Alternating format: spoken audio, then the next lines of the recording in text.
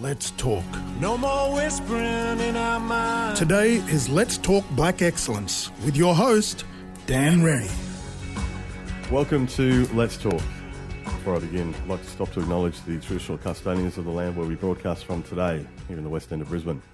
Also pay my respects to elders past and present. And shout out to all the TOs right across the country where our program goes out to. It's deadly to have your company. And welcome to Friday's edition of Let's Talk Black Excellence for another week. It's great to have your company as well. Our guest today joins us from the National Indigenous Culinary Institute, a national leader in connecting Aboriginal and Torres Strait Islander aspiring chefs with some of the country's best restaurants. Welcome to the show, Brother Craig Quartermain. Okay, Dan. I feel a little bit I'm impersonating excellence by being here, but we push for it. No, that's totally right. It's great to have you here. As we always do, can we start with your mob, your country, where you come from? My father is a Waggle Yunga from Western Australia and the southwest, and my mother is a Bunjamin Yamaji from Western Australia in the middle. Let's just say it's a big place. It is a big place, and you're not too unfamiliar with being in a radio studio in a past life? Man, I'm getting flashbacks. Yunga radio days back there. Shout out to everybody back there. Wajak country. Bit of a media career as well, but it all started at Yunga radio. Never kind of forget that. Well, shout out to the mob, Noongar mob, yeah. Have I even seen the NITV crews getting around? It's all coming back to me. It is, right. All right, the National Indigenous Culinary Institute. Can you tell us a bit about it? Yeah, we're an entrepreneurial pursuit coming out of Sydney. Been running out of there for about 12 years.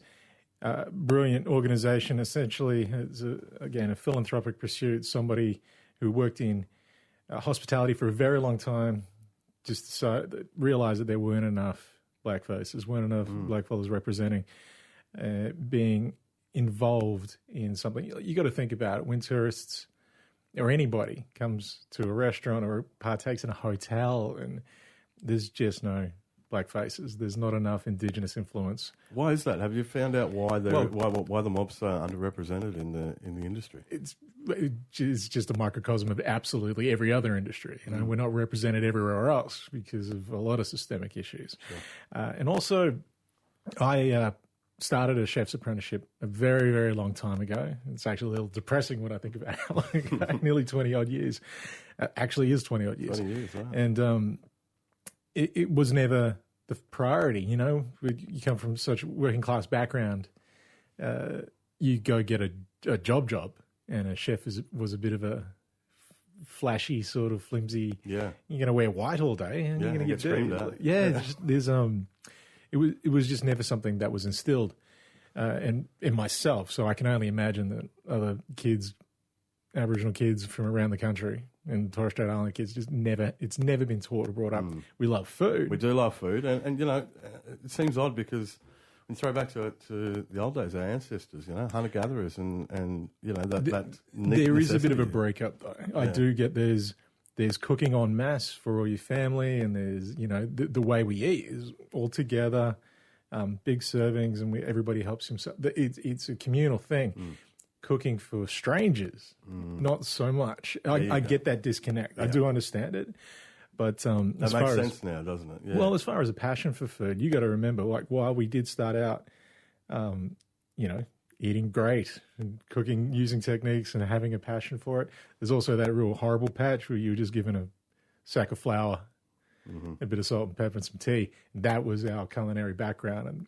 And I had this discussion a lot. There are a lot of people in the industry asking, why aren't there more chefs? And because we were never kind of encouraged for a long period of time. And then in the last 20 years, all of a sudden, it's, where are all the Aboriginal chefs?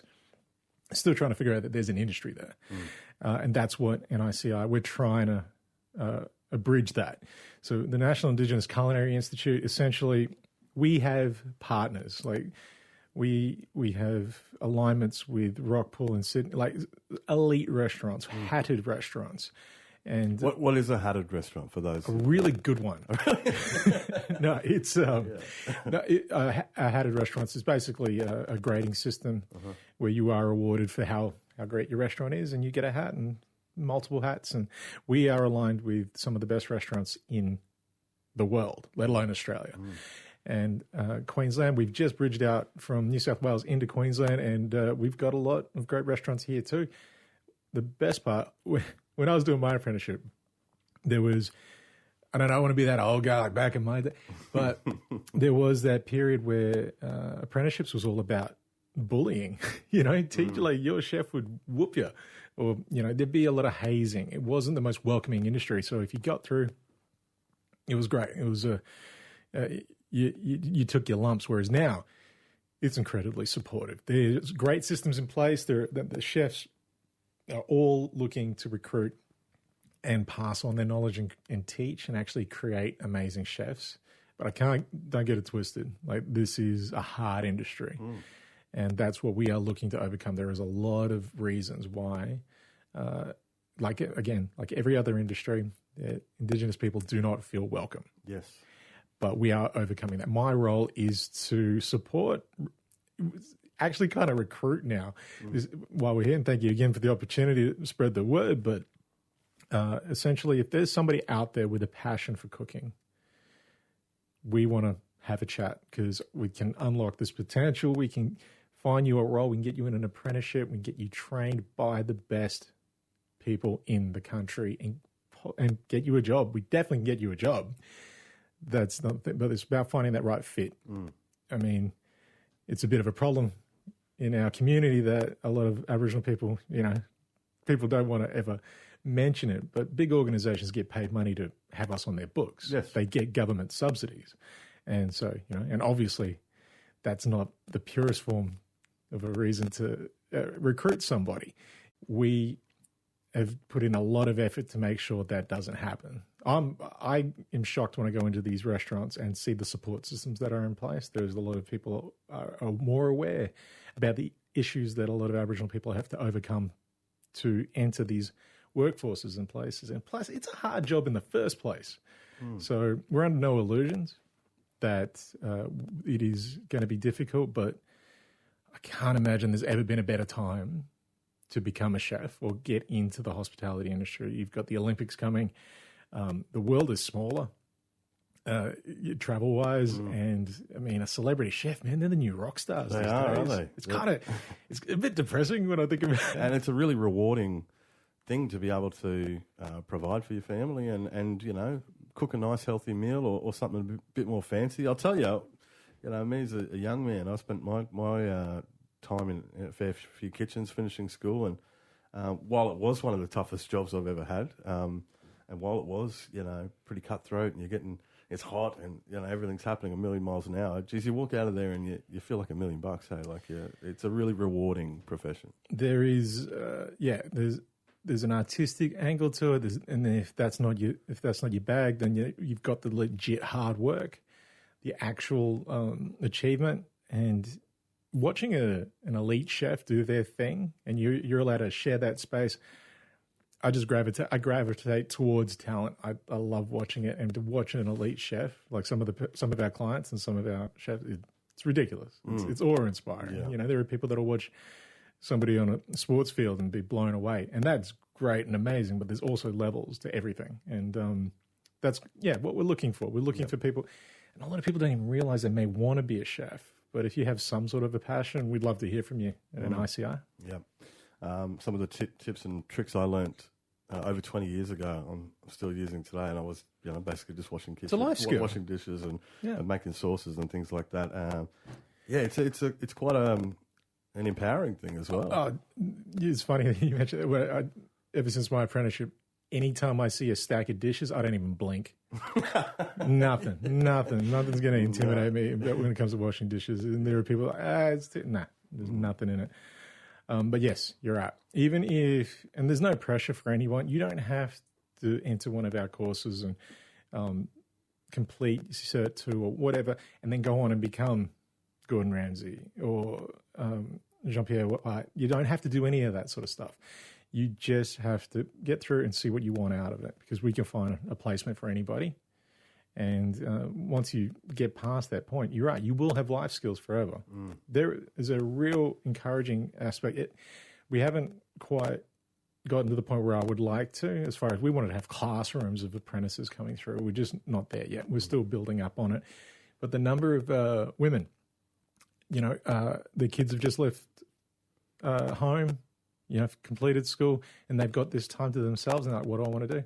They don't all want to become elite chefs, but I've had maybe 7 or 8 women get in touch and they just want to start their own business. And we can help them get the qualifications just to do that in their skills. And that's a huge part of what we do as well. So we're very malleable. If you're looking for an option, if you're looking to go in that particular area, if you have wanted to start a cafe, that's just something. I love going, and there's 1 or 2 in every capital city in Australia. I'm pretty sure every time I land, I make sure I go to the Black Cafe, wherever it is. And it is empowering. It's a huge step in another direction. Just we need to get across every industry, and this is me trying to help in the hospitality industry. Funny you should mention Gordon Ramsay, perhaps the most famous chef in the world. And we see him as a bit of a scary character, yelling, throwing things around, carrying on a bit. Especially now that he's done that stuff to his face. Yeah. How do you prepare? Is it that cutthroat? Is it that volatile? Used to be back in the day. Used to absolutely be, and probably still is at certain places for sure. How do you prepare a young person, especially mob, for that type of environment? It goes into the training, and that is a big part of what my role is. The training will give you the skills to, at least when you are asked to do something, you'll know what they're asking of you. Little things like that. Any time anyone in a kitchen loses their temper, it's generally just a bad communication, whatever it is, a misunderstanding. I've never come across a chef who's just a bully, but I have come across ones that are perfectionists. And if you get in the way of that perfection, you better sidestep. But how would we prepare a student? I would not give them any illusions about what they're stepping into. You're going to have, this is going to be expected of you, but we're going to give them the skills, little things like, I didn't even know how to bleach my uniform when I started. I didn't have that. Like, you get taught the dress standards, you have your uniforms, you get given the right equipment and put in the right place. Like, that is a whole part of my role, is supporting people and making sure that they're equipped to enter those workplaces. So, I'm not saying we won't make it like you won't have difficulties, but you will be as prepared as anyone who's ever entered a kitchen, and that's all you can really do. But also, got enough experience where I'll assess the individuals to make sure that they're ready. We won't just put people in situations, because it can be intense. And there are had a couple of parents who've got young children and they can't work 2 6-hour shifts. It's not possible. So we find them a workplace where they can. We are trying to set things up as best we can to get the best results. Why are the kitchen spaces so high energy, high paced? Lots of things flying around. Is it the time factor? Is it a combination of all of those things? Perfection and. Do you get cranky if you have to wait for your lunch? Yes, I do. Well, there you go.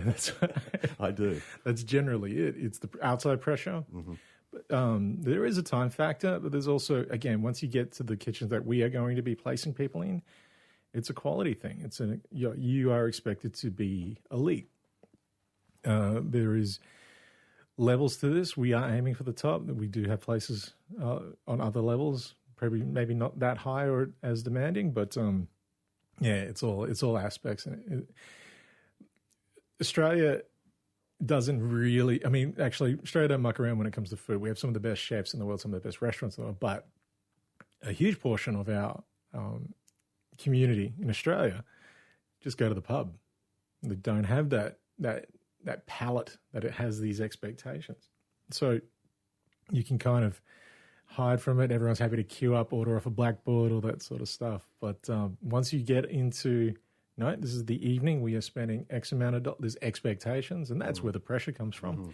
Like you dropping a few $100,000s on a meal, and it's subpar. I think you're every right to get a little cranky. For sure. Craig Quartermain is our guest on Let's Talk Black Excellence for this week. Craig's from, of course, the National Indigenous Culinary Institute. Wanted to talk about, produce and in particular, the resurgence or I suppose, the appetite, pardon the pun, for no, I will not, pardon the pun. for native foods. Yeah. It's huge at the moment, and it's only going to be, exponentially grow with, as you say, the Olympics just around the corner, and people from around the world wanting to taste what the mob are cooking. There's an environmental aspect to it. I hate to say trendy, but food can be trendy. It does go in styles and stuff. A huge aspect of modern chefing is, they say, nose to tail or top to tail. Use all of everything, whether it's the vegetable or the animal. Use it all and be environmentally conscious. Try not to leave as big a carbon footprint, and also be economical. You don't just cut off one part of something and throw away the rest. You utilize everything.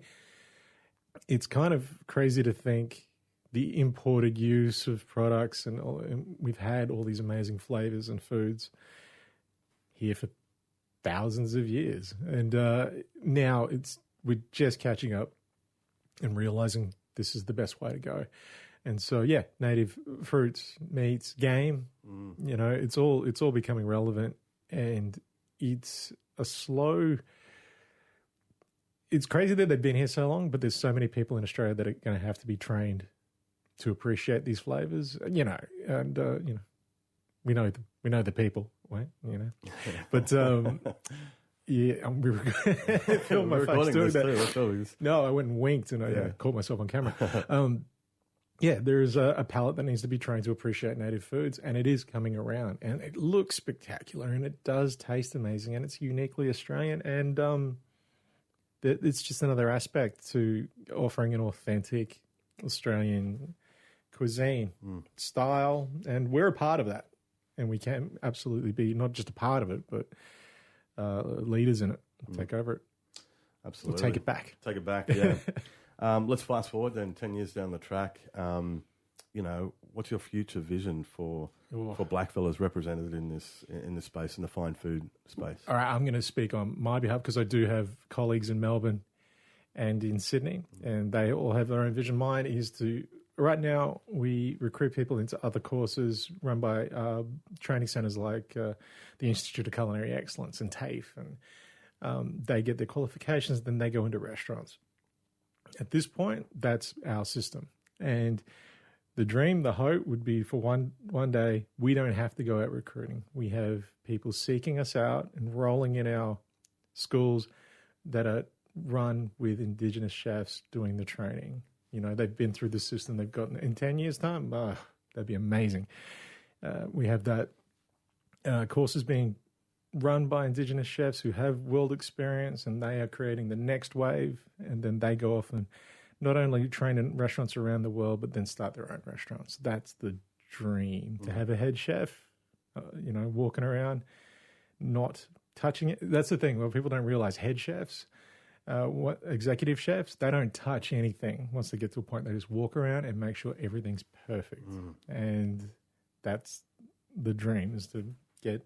And I'm in the Queensland base. We are just starting, but we do have some young stars coming through NICI down in New South Wales, who are, and in Melbourne, both from Queensland, by the way, but they are down there, and they're on their way. They're on their way, and it's very encouraging. So that's the hope for in 10 years' time. Yeah, deadly, bros. What sort of qualifications or experience do mob need? None. None. None. That's the amazing part. It's extremely accessible, and even things like there may be the odd occasion where the TAFE or something we send you to might require you to have a blue card because it's near a school, but that's very rare. Even people with backgrounds where they're worried that they may have a police record or something like that. Hospitality is very open to anybody that, is willing to apply and try. And there are casinos and hotels and stuff that they'll have, if you can basically pass a job interview, for most places you can get in to our courses. It's just a question of whether or not you're going to be committed and put in the effort. But no, we'll give everyone a crack. You just need to put your best effort forward.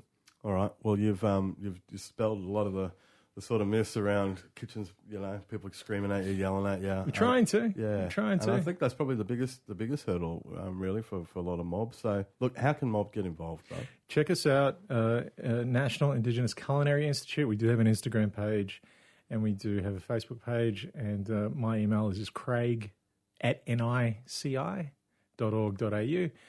And we're going to pop up this interview and put it out on socials. We do find there will be pamphlets, there will be job agencies. If you are seeking it and you hear this, look us up on socials. This is National Indigenous Culinary Institute, NICI. Pretty easy to find these days. If you can do a Facebook post, you can find us. All right. We'll share all those links as well on the Catch-Up Radio on our website. So if you're listening to this online, scroll down for the links. If you're listening on the radio, jump on and check it out afterwards. Craig, brother, final question for you. What is your favourite thing to cook? All right, so there's a bit of a trick. Most people get a bit extravagant, but if I ever want to impress anybody, mine is scrambled eggs. Hey? Scrambled eggs with prosciutto and truffle oil, and you don't get it. I know people are like, eggs? You haven't had my eggs. I want your eggs. Yeah. We wanted to go in the kitchen after this, and you can teach me a few things. Done.